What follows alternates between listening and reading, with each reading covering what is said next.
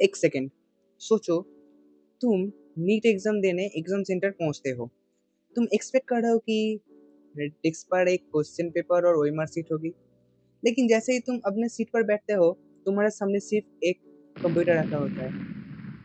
अब दिमाग में एक साथ कितने सवाल आते हैं ना। लॉगिन कैसे करूंगा, क्वेश्चन कहाँ दिखेगा, अगर गलत ऑप्शन क्लिक हो गया तो, और बहुत सारे सवाल आते ही होंगे ना। तो बिलीव मी, ये सिर्फ तुम्हारा डाउट नहीं है, लाखों नीट एस्पिरेंट का दिमाग में अभी यही चल रहा है। और इसीलिए आज की इस वीडियो में हम स्टेप बाय स्टेप देखेंगे कि नीट सीबीटी मोड में एग्जाम देना एक्चुअली कैसे हो सकता है। एग्जाम सेंटर में एंट्री से लेकर कंप्यूटर लॉगिन, क्वेश्चन सॉल्व करना, टाइम मैनेज करना और फाइनल सबमिट बटन तक, मैं हर चीज इतनी सिंपल लैंग्वेज में कवर करूंगा कि वीडियो के एंड तक तुम्हारा ऑलमोस्ट सारे डाउट्स क्लियर हो जाएंगे। तो बिना टाइम वेस्ट किए चलिए शुरू करते हैं। सबसे पहला एक बहुत बड़ा कंफ्यूजन दूर करते हैं। सीबीटी का मतलब क्या होता है? सीबीटी का फुल फॉर्म होता है कंप्यूटर बेस्ड टेस्ट। लेकिन इसका मतलब ये बिल्कुल भी नहीं है कि तुम घर बैठकर ऑनलाइन एग्जाम दोगे, नहीं। ये वही एग्जाम सेंटर रहेगा, सिक्योरिटी वही रहेगा, इन्विजिलेटर भी वही रहेगा। बस एक चीज चेंज होगी, पेपर और ओएमआर सीट की जगह तुम्हारा सामने एक कंप्यूटर होगा। क्वेश्चन स्क्रीन पर दिखाई देंगे और तुम माउस के हेल्प से अपना आंसर सिलेक्ट करोगे। सिंपल वर्ड्स में कहूँ तो एग्जाम वही है, सिर्फ उससे देने का तरीका बदल गया और डिजिटल हो गया है ओएमआर से। नाउ अब सवाल आते हैं, आखिर गवर्नमेंट ये एग्जाम अथॉरिटी सीबीटी पर शिफ्ट क्यों करना चाहते हैं? सबसे पहला रीजन है सिक्योरिटी। पेपर लीक जैसा केसेस को कम करने के लिए डिजिटल सिस्टम को एक स्ट्रॉन्ग ऑप्शन माना जा रहा है। दूसरा reason, better monitoring. Computer system से एग्जाम प्रोसेस को और सिस्टमेटिकली मैनेज कर सकता है। तीसरा, फ्यूचर रेडीनेस। आज बहुत सारे कॉम्पिटिटिव एग्जाम से कंप्यूटर पर होता है, इसलिए स्टूडेंट को भी ग्रेजुअली डिजिटल एग्जाम की तरफ प्रिपेयर किया जा रहा है। लेकिन याद रखो, फॉर्मेट चेंज हो सकता है, लेकिन फिजिक्स, केमिस्ट्री और बायोलॉजी वही रहेगी। इसीलिए पैनिक करने की बिल्कुल ज़रूरत नहीं है। अब चलो इमेजिन करते हैं कि एग्ज़ाम वाले दिन क्या होगा। सुबह तुम एग्ज़ाम सेंटर पहुंचोगे, गेट पर सिक्योरिटी चेकिंग होगी, एडमिट कार्ड वेरीफाई होगा, आइडेंटिटी वेरिफिकेशन होगी, बायोमेट्रिक वेरिफिकेशन भी हो सकता है। उसके बाद तुम्हें एक एलोटेड सीट पर ले जाया जाएगा। हर कैंडिडेट के लिए एक अलग कंप्यूटर सिस्टम होगा और उस कंप्यूटर में आपका जो क्या बोलते हैं उसको, नंबर होगा। उस वक्त कंप्यूटर ऑन होगा, लेकिन एग्जाम शुरू नहीं होगा। एग्जाम शुरू उसका जो ऑफिशियल टाइम है उस पर ही शुरू होगा। आपको इन्विजिलेटर इंस्ट्रक्शन देंगे और जब ऑफिशियल टाइम होगा तभी एग्जाम प्रोसेस स्टार्ट होगी। नाउ अब मान लो एग्जाम ऑफिशियली स्टार्ट होने वाला है। सबसे पहला तुम्हारे कंप्यूटर पर लॉगिन स्क्रीन ओपन होगी। यहाँ तुम्हें जो क्रेडेंशियल दिया जाएंगे उनकी हेल्प से लॉगिन करना। लॉगिन के बाद जल्दी मत करना, सबसे पहला स्क्रीन को ध्यान से देखना। यहाँ पर जैसे एक स्क्रीन दिखाई दे रहा है कंप्यूटर पर, एक लड़का लॉगिन कर रहा है, ऐसा ही कुछ दिखाई देंगे आपको। हर एग्जाम का इंटरफेस थोड़ा डिफरेंट हो सकता है, इसलिए इंस्ट्रक्शन को इग्नोर मत करना। 1 मिनट इंस्ट्रक्शन को पढ़ लेना। कभी कभी वही 1 मिनट बाद में बहुत कम आती है। नाउ आपका लॉगिन सक्सेसफुली हो गया। इसके बाद आपको स्क्रीन पर इंस्ट्रक्शन आएंगे। ये शायद बोरिंग लग सकता है और बोरिंग लगता ही है, आई थिंक सब स्टूडेंट को भी बोरिंग लगता है। ये क्या, ये कौन पढ़ेगा भाई, ये तो सब जानते हो हम लोग। लेकिन बिलीव मी, यहाँ पर लिखा होता है कि एग्जाम कैसे अटेम्प्ट करना है, क्वेश्चन कैसे सिलेक्ट करना है, आंसर कैसे सेव करना है और बहुत सारी चीज़ लिखा होता है। इसलिए इसको बिना पढ़ के नेक्स्ट मत दबा देना भाई। ये छोटी सी हैबिट तुम्हारा होनी ही चाहिए भाई। प्लीज़ एक बार पढ़ लो जो सीबीटी मोड में हो रहा है, उसका इंस्ट्रक्शन एक बार पढ़ लो। अब आपका एग्ज़ाम स्टार्ट होने वाला है।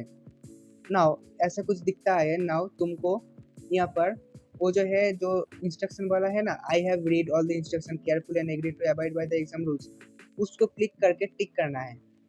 यही आपको वेरीफाई करेगा कि तुम सब कुछ पढ़े हो।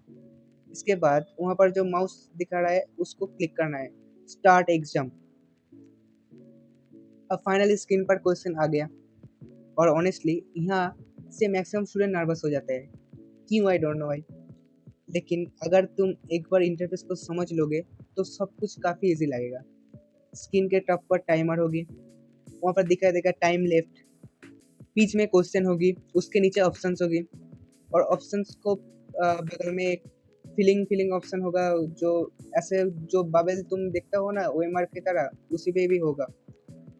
उसके बाद और साइड में एक क्वेश्चन नंबर्स होगी, वहाँ पर दिखाई देगा तुम कौन सी आंसर दिए हो, कौन सी तुम आंसर नहीं दिया हो, ऐसा, और कौन सी तुम स्किप कर रहे हो, ये सब दिखाई देगा। बस एक चीज़ को दिमाग में अभी से बैठा लेना कि पैनिक नहीं करना है, और एक एक क्वेश्चन को कामली सॉल्व करना है। जैसे तुम ओएमआर की तरफ जो जल्दीबाजी करते हो ना, यहाँ पर नहीं करना है, तुमको एक सिलेक्ट करना है। ओएमआर को फिल करने में बहुत ज़्यादा समय लगता है, उस समय तो एडिट हो जाएगा ना। अब स्क्रीन को थोड़ा डिटेल में समझते हैं।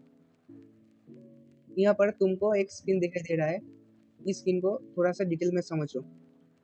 सबसे ऊपर टाइमर, वहाँ पर जो टाइमर लिखा है वो टाइमर है। यहाँ पर तुमको दिखाएगा कि कितना टाइम बचे हैं। बीच में क्वेश्चन जैसा दिख रहा है, क्वेश्चन नंबर 12 ऐसा होगा। नीचे 4 ऑप्शंस, जो चारों ऑप्शन दिख रहा है ABCD, ऐसा कुछ ऑप्शन होगा।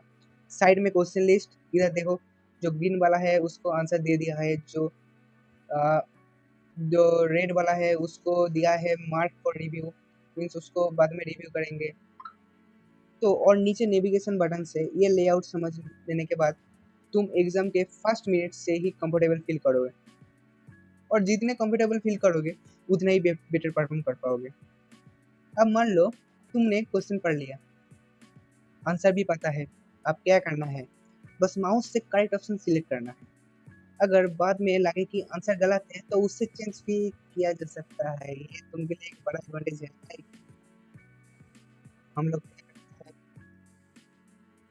जो एक बार एक ऑप्शन से बबलिंग हो गया तो उसको नहीं सिलेक्ट कर सकता है, यहाँ पर कर सकता है। हम लोग आंसर चेंज कर सकते हैं, अगर अगर ये अगर है, अगर इंटरफेरेंस अलाउ करेगा तो। यानी ओएमआर की तरफ परमानेंट मार्क करने का प्रेशर नहीं है हम लोगों को। लेकिन एक चीज़ याद रखना, हर एक्शन ध्यान से करना। एग्जाम में जल्दी से ज़्यादा एक्यूरेसी इंपॉर्टेंट होता है। अब बात करें उस चीज़ की जो हर स्टूडेंट का हार्ट बीट बढ़ा देता है, टाइमर। ये कंटिन्यूअसली चलता रहेगा, और इसी वजह से टाइम मैनेजमेंट बहुत इंपॉर्टेंट हो जाती है। किसी एक डिफ़िकल्ट क्वेश्चन पर अटकने के बजाय आगे बढ़ना कभी कभी स्मार्टर डिसीजन होती है। और तुम जानते ही हो कि तुम लोगों का एक क्वेश्चन में 1 मिनट मिलता है, 3 घंटे टाइमर होता है। तो अभी तो 1 और 1.5 मिनट मान लेता हूँ, क्योंकि तुमको बबलिंग में फिल करना है और इस क्वेश्चन को सिलेक्ट, ऑप्शन को सिलेक्ट करना है, ऐसा ही कुछ है। अगर तुम किसी डिफिकल्ट क्वेश्चन पे अटक गए तो तुम आगे बढ़ जाओ, जो इजी क्वेश्चन है उसको फर्स्ट अटेम्प्ट करो। इनमें अगर टाइम बचे तो वो जो क्वेश्चन को छोड़ दिया था उसको वापस से करना ट्राई करो। एग्जाम के बीच में कभी कभी लगता है अरे पहले वाला आंसर शायद गलत था। ऐसा सिचुएशन में पैनिक मत करना। अगर इंटरफेरेंस अलाउ करता है तो आंसर को दोबारा रिव्यू करके अपडेट किया जा सकता है।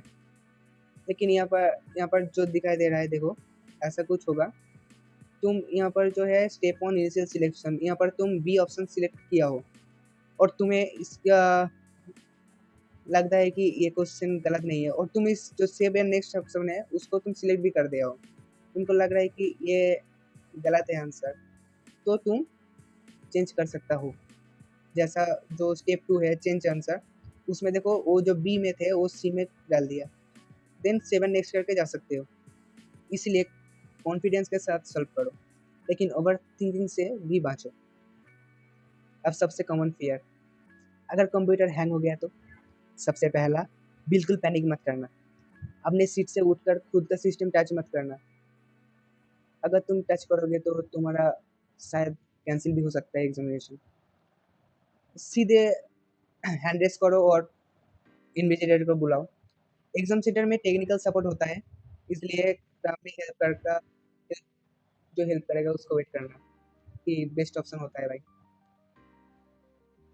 सीबीटी के कुछ जेन्युइन एडवांटेज भी हैं। ओएमआर बबलिंग की टेंशन नहीं है, आंसर सिलेक्शन सिंपल है, स्क्रीन क्लीन और ऑर्गेनाइज्ड है, और एग्जाम एक्सपीरियंस काफ़ी सिस्टमेटिक हो सकता है। अगर तुम पहले से कंप्यूटर पर प्रैक्टिस करोगे तो ये सिस्टम तुम्हारे लिए और भी कंफर्टेबल बन सकता है। लेकिन हर सिस्टम की तरह इसके भी कुछ चैलेंजेस हैं।